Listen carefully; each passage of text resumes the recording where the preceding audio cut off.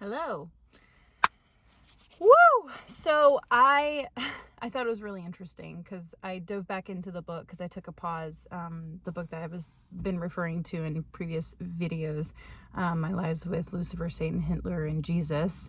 And it's funny because I uploaded a video a day or two ago, and as I dive back into the book, it starts to talk about things from the perspective of the separate selves that I mentioned, like the separate selves and certain things that I touched on in that video of my experience with the masters in the last couple, and the one that I posted recently, the last video that I posted. It goes in to describe a lot of my experience, and I think a lot of our own experience as a collective of feeling like, whether we're conscious of it or not, feeling like ghost houses, and feeling like there's the more consciously aware you become of yourself and your personality, there's these different parts, right? And we talk about it in the psychology field of internal family systems and these parts, right? And so the Ascended Masters use the term separate selves for a reason, and I'm going to describe it here. This is just touching on it. I just thought it was an interesting synchronicity, so I wanted to read again from the book. So here we go. How do you co-create? You co-create by using the energy you receive from a higher source, but when you fashion that energy into a form, you endow it with some of your own consciousness. This does not mean that if you build a house, then the house has consciousness. It means that as you build the house, you create an image of it in the identity, mental, and emotional realms. These three images are endowed with consciousness. As people live in the house, they can, over a period of time, build onto the identity, mental, and emotional matrices of the house. This can give a house a certain atmosphere, or even create an impression that the house is haunted. People who think a house is haunted are tuning into the emotional, mental, or identity matrices of the house. A house is obviously a thing, but a thing is an expression of your state of consciousness. This means that before you can create a thing, you must first have created selves or internal spirits that exist in the identity, mental, and emotional octaves. You use these selves to form a vision of what you want to create. When the creative energies descend from your I am presence, they are colored and shaped by the selves in the three higher levels of the mind. When you are on a natural planet, you are also creating selves. But you do this consciously, and therefore they do not take on a life of their own. You see them as part of your own being, and thus they cannot become like separate entities living in your higher bodies. On a natural planet, nothing resists your creative efforts, and therefore you have no sense of loss.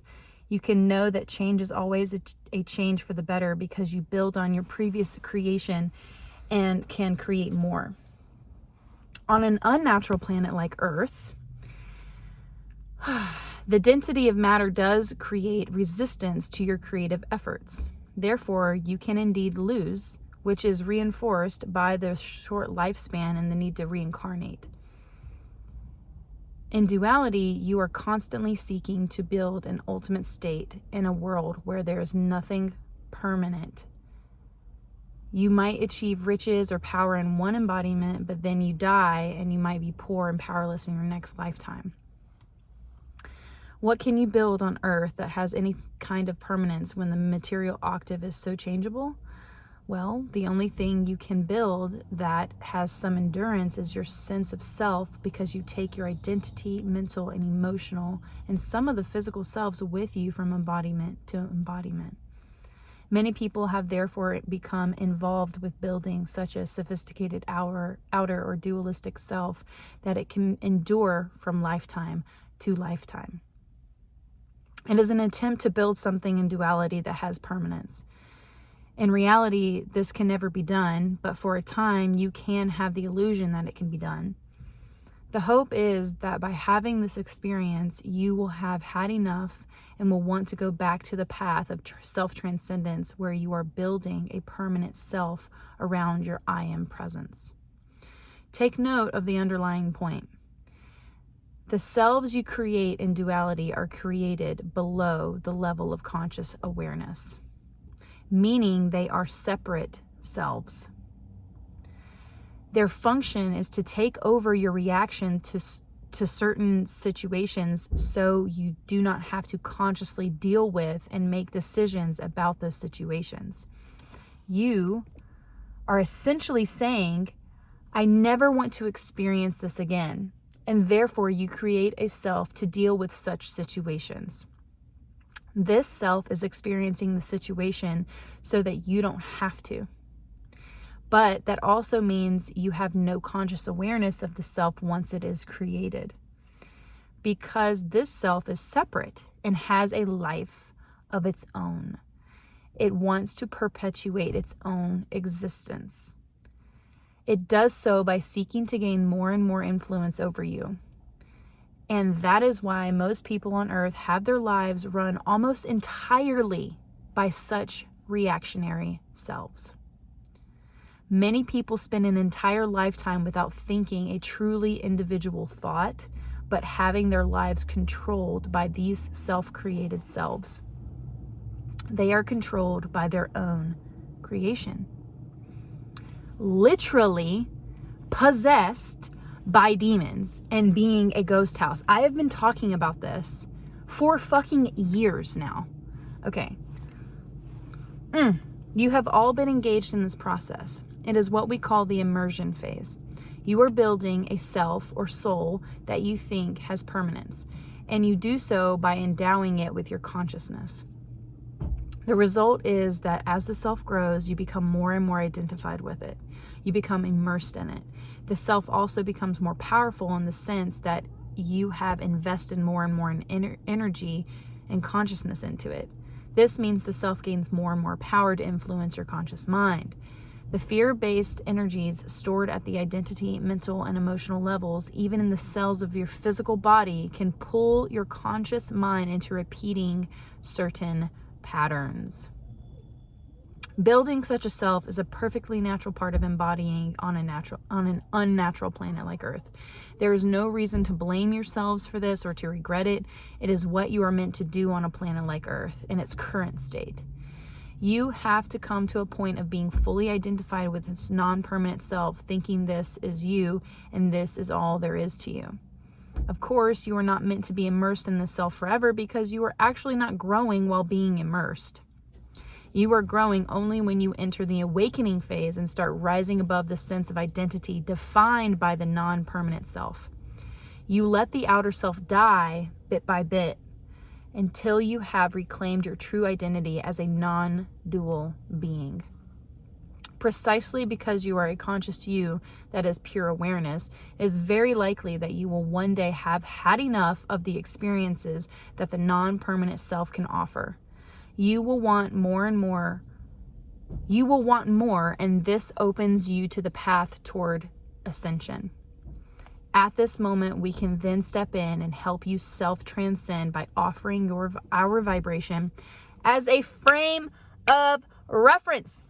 Because that's what the Ascended Masters are. They give you a frame of reference. That's what I started to talk about. That's what I began to talk about and spoke a little bit about in my first video when it talked about the frame of reference. Like, we give you a frame of reference. We don't tell you what to do, kind of thing. And then you make your choices from that frame of reference. This is a long explanation, but it sets the stage for understanding the basic mechanism of co-creation and how a co-creator can become trapped in its own creation. As a co-creator, you can indeed create a self that becomes a being with a certain form of consciousness, a self that does not have self-awareness as you do. It cannot step outside itself and see that it is limited and then want to transcend itself. Only the conscious you can do this. What the outer self can do is to want to have more of what it is defined to want. A self that is defined to give you an experience of having power can, over several lifetimes, become so conscious that it wants to have more and more power. As you again over several lifetimes feed energy into the self and endow it with consciousness, there can come a point where the self has enough awareness and energy to begin to influence your decisions. You have created a beast that wants to be fed. And it can be fed only when you give it attention and act upon its urges. The simplest way to explain this is an addiction to a physical substance such as alcohol. A person can build a desire for escape through alcohol, and this creates a self that is fed only when the person drinks. Over several lifetimes, this self can become so powerful that it takes over the person's mind and gives him or her an uncontrollable urge to drink. The person might have a conscious reason for drinking, but the real purpose is to feed the alcoholic self. Demon. This self will get you nowhere. It mindlessly wants to grow bigger by getting you to drink. You have now become a slave of the self that you created. You have become imprisoned by your own creation.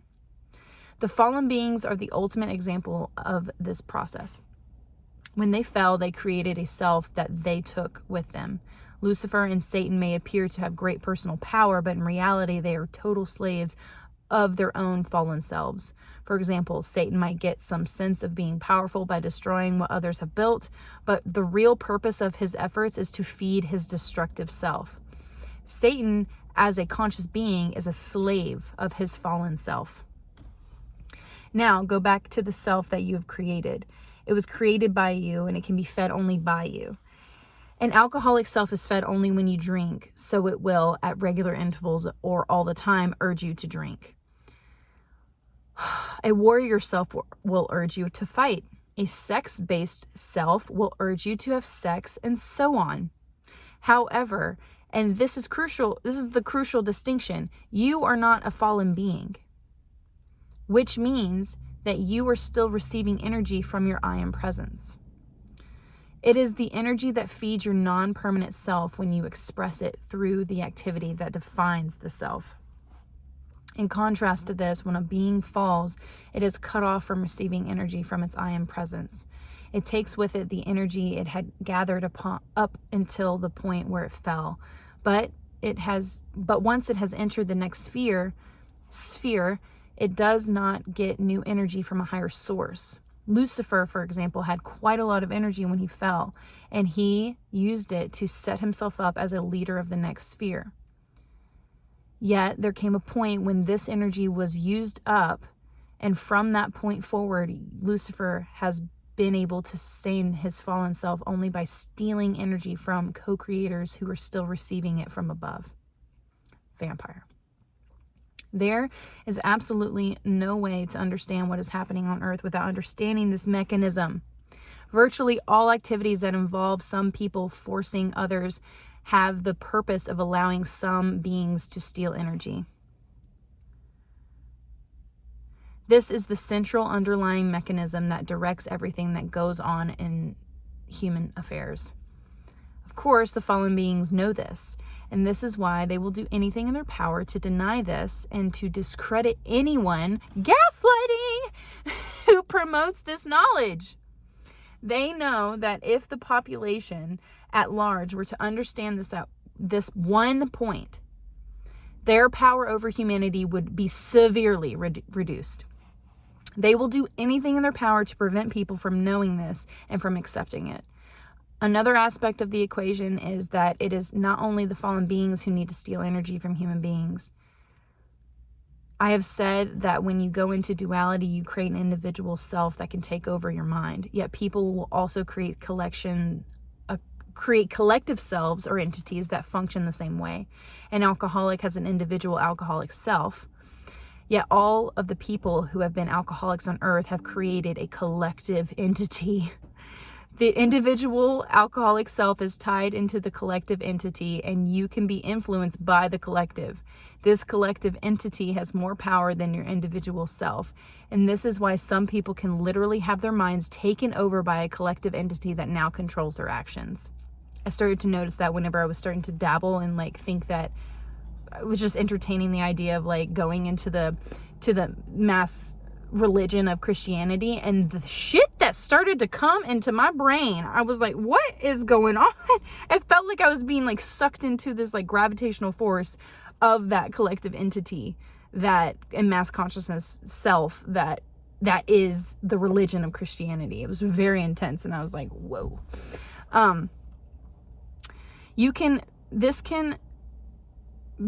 This can be most clearly seen in crowds. A crowd might start out as a collection of individuals assembled in a particular place for a particular purpose. Yet after some time, a shift can occur, and now all of the people are acting as if with one mind. This might make them resort to violent acts that none of them would have taken as individuals, as seen in many riots. It is the same mechanism that drives nations, empires, tribes, or civilizations to go to war. Since the fallen beings introduced war on this planet, people have collectively created a very powerful war entity, sometimes even seen as a god of war. When a group is in conflict with another group, the citizens may have their individual aggressive selves, the selves that see violence as the only or ultimate solution. Yet these are not enough to get the group to go to war. Only when the individual selves become portals that allow the collective war entity to take over people's individual minds and merge them into a collective mind will a group go to war. The people of two groups might think that they are fighting for a worthy cause, but in all cases, it is the same war entity that takes over the minds of both groups. No matter which group wins, the war entity is fed by the fear-based energy. I have now set the foundation so that we can go back to your question about a god, because the narrator is asking questions to Sanat Kumara, who is the Ascended Master that they're in communion with right now. There are two basic kinds of gods known to human beings on Earth. One is the fallen beings who reside in one of the higher octaves, like the mental, emotional realms. Another is the collective entities that have been created by humankind over a long period of time. So it's like, it's very similar, if not the same thing as the, what do they call it? The egregores. Creating egregores, but creating entities, God, so fascinating. As you said, there's a powerful and manipulative fallen being in the identity realm that has total control over Lucifer. He is Lucifer's personal god, but in past lifetimes, Lucifer had set himself up as supreme leader of various religions, thereby getting other people to worship this dark master as their god. It is also true that the general concept of God, the angry being in the sky who judges you and rewards you by heaven or punishes you by hell, is modeled on this fallen being, whose name has been translated into the Hebrew language as Yahweh. This being has complete control over Lucifer's mind and the minds of other fallen beings and embodiment.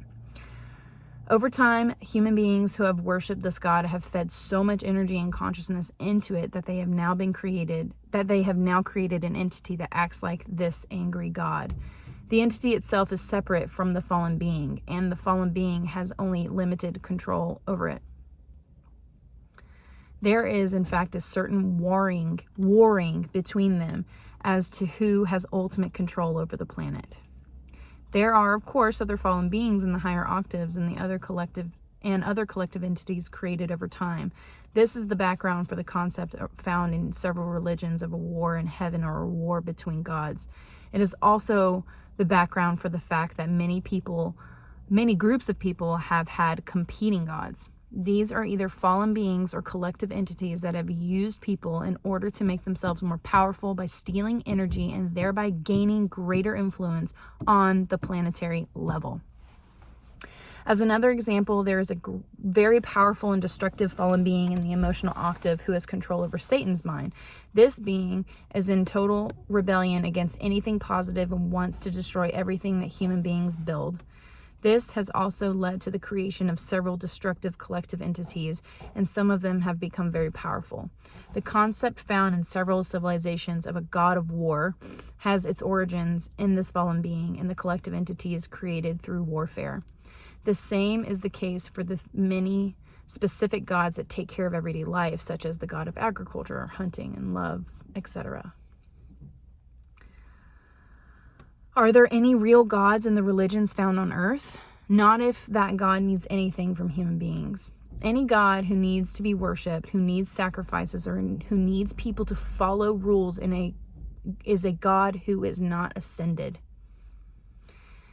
It needs people to engage in these activities in order to get energy from them. The reason is that it cannot get energy from a higher source, but only from human beings. I am not hereby saying that we of the Ascended Masters are the real gods for Earth. We do not see ourselves as gods and have no desire to be seen as such by human beings. We have ascended, and this means we have risen to the fundamentally higher level of energy than your unascended sphere. We receive energy from a much higher source, and this means we need absolutely nothing from you. In reality, all of the energy you have used is coming from us, and we have stepped a higher vibration down to the level you can deal with. Why would we need you to take this love-based energy, change it into fear-based energy, and then give it back to us by worshiping us or killing other people in our name? Why would we need a lower energy when we have access to an unlimited supply of higher energy? We are not interacting with human beings out of a need to get anything from you. You might say we have a need or desire or something, or you might say we have a need or desire to give something to you because we see you as our unascended brothers and sisters, and we want you to have the opportunity to escape suffering as we have done. Because they started out like us. That they ascended, Thus we offer you guidance on the same path that we have followed. As you can see from our interaction here, I am not receiving any energy from you. I'm giving energy to you. But I have to step down my energy considerably in order for you to be able to receive it and bear being in my presence. I guess I do need this. Maitreya, are you saying that the Creator has no name, or that the Creator's name cannot or has never been given on Earth? Sanat Kumara. This Earth is a planet with a very low energy, and this affects everything, including the languages used on this planet. There is a huge gap in vibration between Earth and the most highly developed planet in the unascended sphere. There is a large gap between that planet and the ascended realm right above the sphere, meaning the sixth sphere. From there, you have the other 5 spheres that have progressively higher vibrations, meaning that the gap in vibration between Earth and the Creator is colossal. The Creator doesn't actually have a name, as names are seen on Earth, for why would it need one? Yet, even if it had a name, there is simply no way it could be translated to the languages used on Earth. The gap in vibration is so huge that the low energetic languages and words, even the concepts used on this planet, cannot in any way express the reality of the Creator. There's nothing but the pride of the fallen beings to think that the Creator has a name that can be expressed through the primitive languages on Earth, or that this name would give human beings on this low planet any access to or power over the Creator. This is the dream of the fallen beings and has no reality to it whatsoever. Any claim that a word used on Earth is the name of the highest God is a lie created by fallen beings. This does not mean that all names for God used on Earth are completely false. The name Elohim is the name of a specific group of ascended masters. These are beings who have attained the level of creative power that makes them capable of creating a planet. There were seven Elohim who created the earth in its natural state, and they are still overseeing this planet. Yet the Elohim do not want to be seen or worshipped as gods, as they do not want to be seen as the superior God. Let's pause it for now. Again, this book is by Kim Michaels, titled My Lives with Lucifer, Satan, Hitler, and Jesus, and is sponsored by the Ascended Masters. So if you feel called, you can use the link in my bio to go to his website and buy it yourself. He mainly does ebooks, but you can buy the physical copy on Amazon and Kindle. And what I have done is I've bought directly through him, excuse me, and then I downloaded it. I have an iPhone, so I use the Books app, and then I set up my phone to where I have my phone read it to me, and so it's spoken content, so it's like an audiobook without having an audiobook, because he doesn't have that. I honestly considered like writing to him and being like, can I please be your narrator for this book? I would love to do that, but so we'll see. Maybe I will, because that's kind of what sparked all of this. It's just, I was so inspired. I was like, I want to read this book on YouTube, but it would get taken down because the things that they talk about in this book, honey, I'm going to warn you, it is intense and graphic. Okay. In the beginning, like I said, I'm only like 35% through. So I'm glad that we got to do this together, and rewatch it if you need to. Is a lot of information. It's very dense.